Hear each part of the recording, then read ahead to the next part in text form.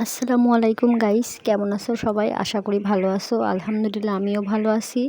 এই যে দেখো, আমার বাবুর আব্বু বাজার করে আনলো। বাজারগুলো আমি এখন উঠাবো আর তোমাদের সঙ্গে কিছু কথা শেয়ার করব। তো এখন জানো, আমাদের অনেক অভাব যাচ্ছে, অনেক অভাবের সংসারে পড়ে গেছি। কেন এটা জানো? কারণ আমার বাবুর আব্বু বাহিরে যাবে, তাই অনেক কষ্ট করে তাকে বাইরে পাঠাচ্ছি। অনেক ধার দেনা করে, অনেক কিস্তি উঠায়ে, প্রবাসী লোন উঠায়ে, আর আমার একটা শখের গাড়ি ছিল, সেই গাড়িটাও বিক্রি করে তাকে বাইরে পাঠাচ্ছি। তো এখন আমার হাতে কোনো টাকা পয়সা নাই। এই বাজারটা করতে আমার অনেক কষ্ট হচ্ছে, আমাদের সংসারটা চালাতে অনেক কষ্ট হচ্ছে। এখানে 500 টাকার মতো বাজার ছিল। তো এই 500 টাকার বাজার করে খাওয়া আমার পক্ষে এখন এতটা কষ্ট হয়ে গেছে। আগে এক সময় আমাদের এত ভালো চলাচল ছিল, মানে আমাদের প্রশংসা হয়তো সব জায়গাতে। আর এখন 2 থেকে 3 মাস আমরা অনেক কষ্টে আছি। তো তোমাদের ভালোবাসা পেলে হয়তো বা আমি একটু এগিয়ে যেতে পারবো। আর তোমরা সবাই দোয়া করো আমার বাবুর আব্বু যেন বাহিরে গিয়ে ভালোভাবে কাজ করতে পারে, আর ভালোভাবে যেন দেশে ফিরতে পারে। সে যেন ওখানে ভালো থাকে, আমরাও যেন দেশে ভালো থাকি। তোমাদের একটু ভালোবাসা, একটু দোয়া আমাদের কাজে লাগবে। তো এখন আমি বাজারগুলো উঠাচ্ছি, আর সে ওখানেই বসেছিল, আমার সঙ্গে কথা বলতেছিল। তো আর কি করার বলো, আমি কোনো মাছ খাই না, ইলিশ মাছ ছাড়া কোনো মাছ খাই না।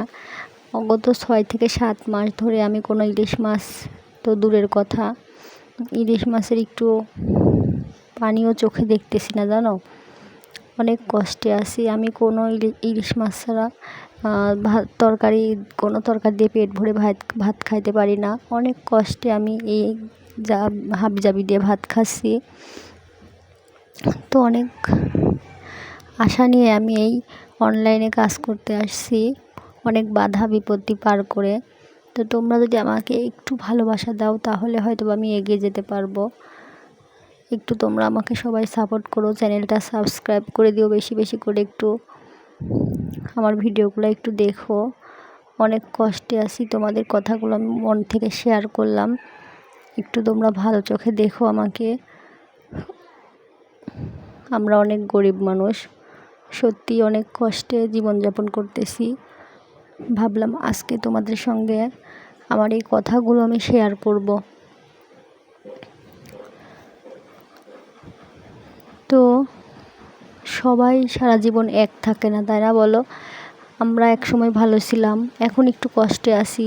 আবার যখন আমার স্বামী বাহিরে যাবে, তখন হয়তো বা আমাদের জীবনটা আবার ভালো হইতে পারে। তো আল্লাহ একদিন সবাইকে মুখ তুলে তাকাবে, সব কিছু আল্লাহর পরে।